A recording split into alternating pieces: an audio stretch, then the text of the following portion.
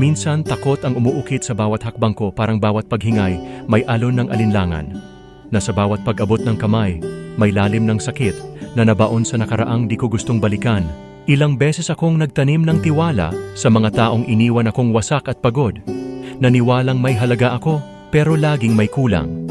Sa huli, iniwang tanong ang natitira.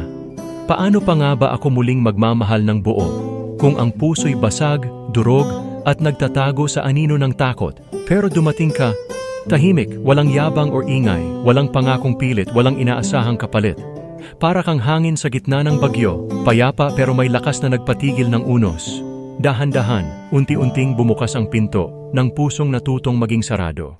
Sa bawat salita mo, binabalot ako ng katiyakan na ang mga dating pangarap na nabaon sa alikabok ay muli kong mahahawakan kasabay ng iyong mga pangako. Ngayon ko lang natutunan na ang bawat sugat at pagkatalo ay hindi para sa pagkawasak, kundi para sa paghahanda para sa tamang oras, sa tamang tao.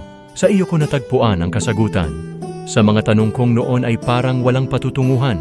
Napatunayan ko na ang takot ay natutunaw sa init ng yakap mo, na ang alinlangan ay nawawala sa mga salitang bumubuo sa akin. At ngayon, hindi na ako nangangamba. Sa iyo ko nahanap ang habang buhay, ang pag-ibig na nagpawi ng lahat ng sakit, ang pag-ibig na alam kong huli.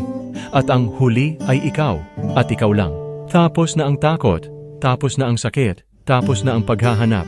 Nandito ka na at sa iyo ako mananatili.